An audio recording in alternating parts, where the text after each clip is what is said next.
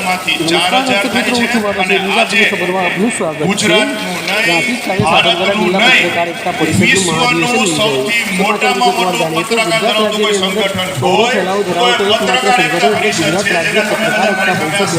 જેને તમે ગુજરાતમાં વિવિધ ઝોનમાં કારોબારી સમિતિની રચના કરવામાં આવી રહી છે ત્યારે મોટી સંખ્યામાં પત્રકારો જોડાઈ રહ્યા છે ત્યારે ઝોનમાં જિલ્લા કક્ષાએ અધિવેશન યોજાઈ રહ્યા છે ત્યારે સાબરકાંઠા જિલ્લાનું અધિવેશન તાલુકા મતલબ પ્રાંતિજ નજીક આવેલ સાપડ મહાકાળી માતાજીના મંદિર ગામે પ્રદેશ અધ્યક્ષ શ્રી લાભુભાઈ કાતરોડિયાના અધ્યક્ષસ્થાને યોજવામાં આવ્યું હતું જેમાં મોટી સંખ્યામાં ગુજરાતના ખૂણેથી પત્રકારો હાજર રહી કાર્યક્રમનું સફળ બનાવ્યું હતું પ્રાંતિજ નજીક આવેલ સાપડ મહાકાળી મંદિર ખાતે સાબરકાંઠા જિલ્લાનું અધિવેશન મળ્યું હતું જેમાં સૌ પ્રથમ દીપ પ્રાગરે કાર્યક્રમની શરૂઆત કરવામાં આવી હતી ત્યારબાદ શાળાની બાલિકાઓ દ્વારા સ્વાગતની રજૂ કરી અને તમામ મહેમાનોને આવકારવામાં આવ્યા હતા હોદ્દેદારોનું શ્રીમદ ભગવદ્ ગીતા તથા ખેસ પહેરાવીને સન્માનિત કરવામાં આવ્યા હતા કાર્યક્રમના મુખ્ય મહેમાન અને પ્રાંતિજ ધારાસભ્ય ગજેન્દ્રસિંહ પરમારે જણાવ્યું હતું કે પત્રકાર એ શહેરથી મોડીને ગામડાના માનવી સુધી સરકારની યોજના પહોંચાડવામાં મદદરૂપ થાય છે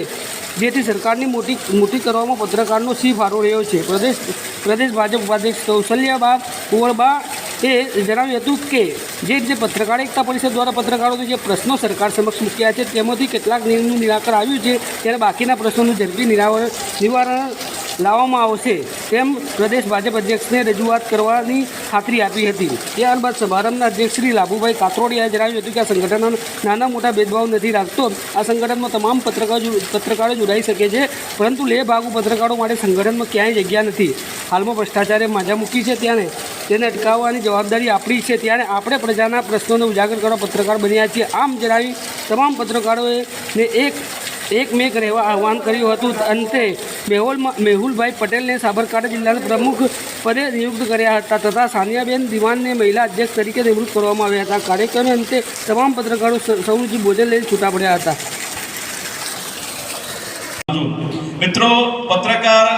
અમે ગમે એટલા કામ કરીએ કેન્દ્ર સરકાર હોય ગુજરાત સરકાર હોય ગમે એટલા કામ કરે પણ કદાચ અમે ગમે એટલા લાખો કરોડના કામ લાવીએ પબ્લિક વચ્ચે મૂકીએ પરંતુ પત્રકાર તરીકે પેપરની અંદર કંઈ નહીં આવે તો ગમે એટલું કામ કર્યું હશે તો કોઈ અર્થ નથી એટલે મિત્રો સાથે સાથે અમને મોટા કરવામાં સરકારને મોટા કરવામાં જો મોટો સિંહ ફાળો હોય તો તમારો જ મિત્રો તમારા થકી જ અમે છીએ અમે આજે જે આટલા સુધી પહોંચતા હોય એનું કારણ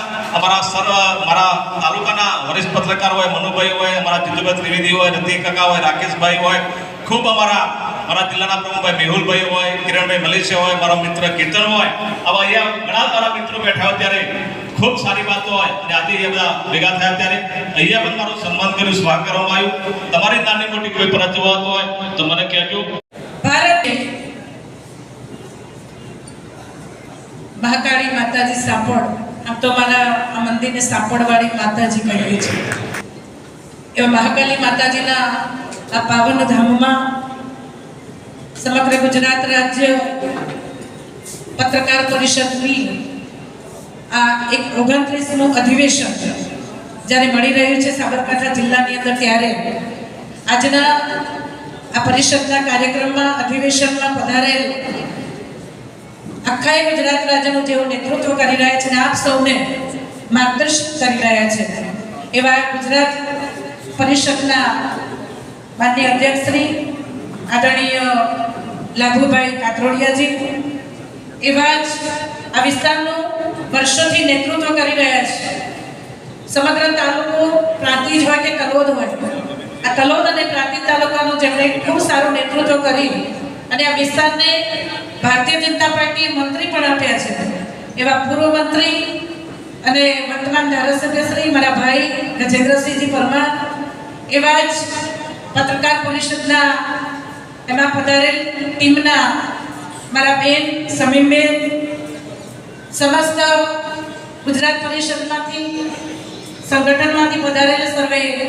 ઉપાધ્યક્ષશ્રીઓ મંત્રીશ્રીઓ કોષાધ્યક્ષશ્રી મંચ પર વિરાજમાન ભારતીબેનની જગ્યાએ મારી સાથે જે ઉપસ્થિત છે એમના પતિદેવ શ્રી મહેન્દ્રભાઈ